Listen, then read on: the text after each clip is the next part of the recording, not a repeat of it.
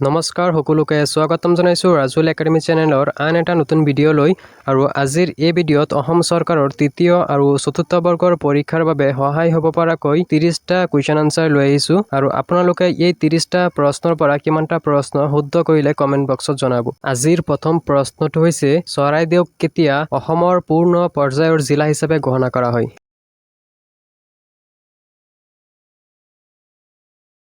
তলৰ অপশ্যন 4টাৰ পৰা শুদ্ধ উত্তৰটো হ'ব অপশ্যন চি 2015 চনৰ 15 আগষ্ট তাৰিখে। 2015 চনৰ 15 আগষ্ট তাৰিখে চৰাইদেউক অসমৰ পূৰ্ণ পৰ্যায়ৰ জিলা হিচাপে ঘোষণা কৰা হয়।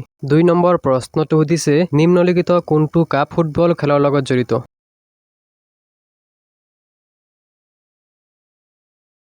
তলত দিয়া অপশ্যন 4টাৰ পৰা শুদ্ধ উত্তৰ অপশ্যন এ ৰবাৰ্ছ কাপ। 3 নম্বৰ প্ৰশ্নটো সুধিছে নামবৰ বন্যপ্ৰাণী অভয়াৰণ্য অসমৰ কোনখন জিলাত আছে?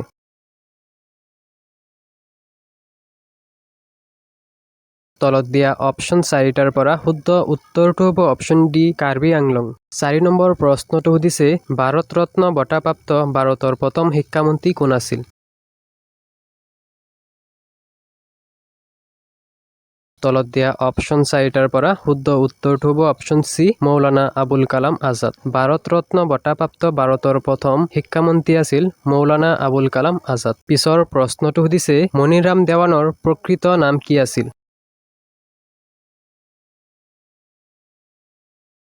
তলত দিয়া অপশ্যন 4টাৰ পৰা শুদ্ধ উত্তৰটো হ'ব option A Maniram Dutta Baruah. 6 number প্ৰশ্নটো সুধিছে অসমৰ প্ৰথম ৰেলৱে জংচনৰ নাম কি আছিল?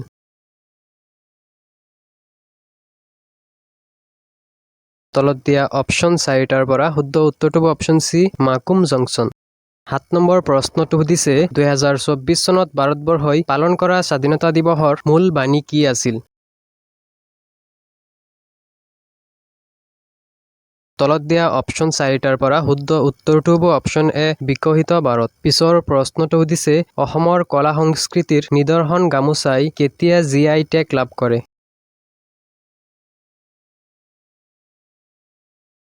তলত দিয়া অপশ্যন 4টাৰ পৰা শুদ্ধ উত্তৰটো হ'ব অপশ্যন বি 2022 চনত। 2022 চনৰ 13 ডিচেম্বৰ তাৰিখে অসমৰ কলা সংস্কৃতিৰ নিদৰ্শন গামোচাই GI টেগ লাভ কৰে। 9 নম্বৰ প্ৰশ্নটো সুধিছে ভাৰতৰ কোনখন চহৰক চিটি অফ লেকছ বুলিও জনা যায়?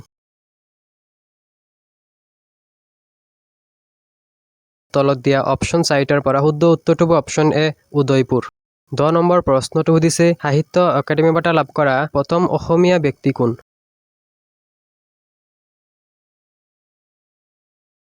তলত দিয়া অপশ্যনসমূহৰ পৰা শুদ্ধ উত্তৰটো হ'ব option A Jatindranath Duwara. 11 number প্ৰশ্নটো সুধিছে অসমৰ প্ৰথমগৰাকী অভিনেত্ৰীৰ নাম কি? তলত দিয়া অপশ্যন 4টাৰ পৰা শুদ্ধ উত্তৰটো হ'ব অপশ্যন চি আইদেউ সন্দিকৈ। পিছৰ প্ৰশ্নটো সুধিছে কোনখন এছিয়ান দেশত বিশ্বৰ গভীৰতম হ্ৰদ অৱস্থিত?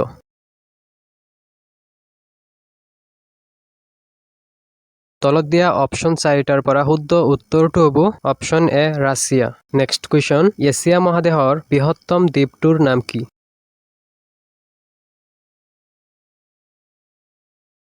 তলত দিয়া অপশ্যন 4টাৰ পৰা শুদ্ধ উত্তৰটো হ'ব অপশ্যন চি বৰ্ণিঅ'। 14 নম্বৰ প্ৰশ্নটো সুধিছে অসমৰ কোনখন জিলাত প্ৰতি বছৰে জোনবিল মেলা অনুষ্ঠিত হয়?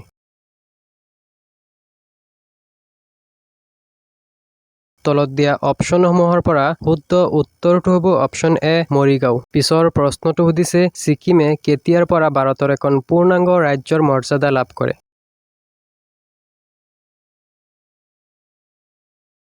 তলত দিয়া অপশ্যন 4টাৰ পৰা শুদ্ধ উত্তৰটো হ'ব অপশ্যন ডি 1975 চনত। 1975 চনৰ 26 এপ্ৰিল তাৰিখে ছিকিমে ভাৰতৰ এখন পূৰ্ণাংগ ৰাজ্যৰ মৰ্যাদা লাভ কৰে। 16 নম্বৰ প্ৰশ্নটো সুধিছে পানিপথৰ প্ৰথম যুদ্ধ কেতিয়া হৈছিল?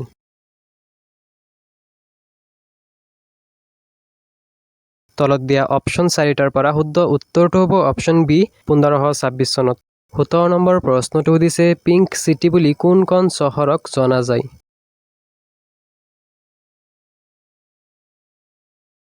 তলত দিয়া অপশ্যন 4টাৰ পৰা শুদ্ধ উত্তৰটো হ'ব অপশ্যন ডি জয়পুৰ। পিছৰ প্ৰশ্নটো সুধিছে মানৱ শৰীৰত কোনটো উপাদানৰ শতাংশ সৰ্বাধিক?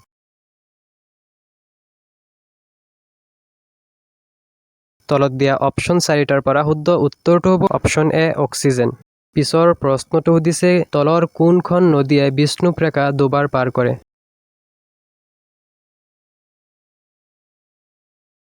তলত দিয়া অপশ্যন 4টাৰ পৰা শুদ্ধ উত্তৰটো হ'ব অপশ্যন চি কংগো নদী। পিছৰ প্ৰশ্নটো সুধিছে অসম বিধানসভাৰ প্ৰথম অধ্যক্ষ কোন?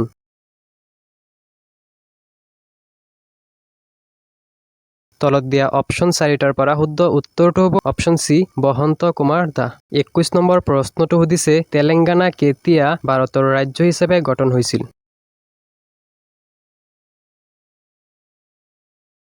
তলত দিয়া অপশ্যনসমূহৰ পৰা শুদ্ধ উত্তৰটো হ'ব অপশ্যন চি 2014 চনত। পিছৰ প্ৰশ্নটো সুধিছে 1975 চনত জৰুৰীকালীন অৱস্থা ঘোষণাৰ সময়ত ভাৰতৰ ৰাষ্ট্ৰপতি কোন আছিল?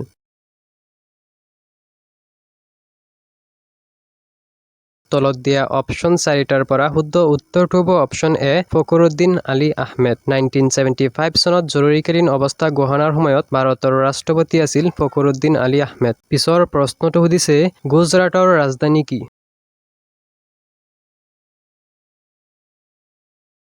তলত দিয়া অপশ্যন 4টাৰ পৰা শুদ্ধ উত্তৰটো হ'ব অপশ্যন ডি গান্ধীনগৰ।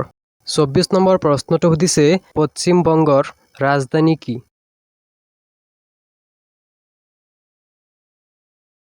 তলত দিয়া অপশ্যন 4টাৰ পৰা শুদ্ধ উত্তৰটো হ'ব অপশ্যন ডি কলকাতা। 25 নম্বৰ প্ৰশ্নটো সুধিছে কাক অসমৰ সিংহ বুলি কোৱা হয়?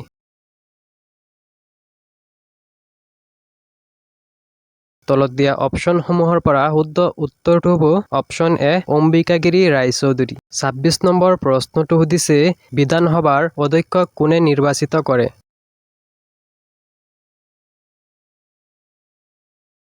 তলত দিয়া অপশ্যন 4টাৰ পৰা শুদ্ধ উত্তৰটো হ'ব অপশ্যন বি বিধানসভাৰ সদস্যসকলে। 27 নম্বৰ প্ৰশ্নটো সুধিছে বাহাৰ আদালত গঠন হোৱা ভাৰতৰ প্ৰথম ৰাজ্যখনৰ নাম কি?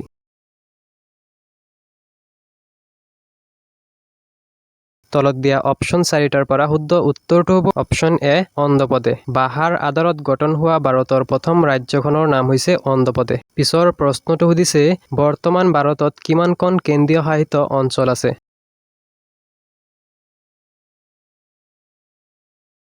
তলত দিয়া অপশ্যন 4টাৰ পৰা শুদ্ধ উত্তৰটো হ'ব অপশ্যন বি 8খন। 29 নম্বৰ প্ৰশ্নটো সুধিছে মহাত্মা গান্ধীৰ আত্মজীৱনীখন কোনে অসমীয়ালৈ অনুবাদ কৰিছিল? তলত দিয়া অপশ্যন 4টাৰ পৰা শুদ্ধ উত্তৰটো হ'ব অপশ্যন ডি অমিয় কুমাৰ দাস।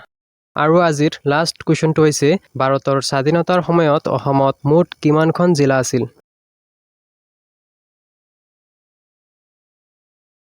তলত দিয়া অপশ্যন 4টাৰ পৰা শুদ্ধ উত্তৰটো হ'ব অপশ্যন ডি 13খন।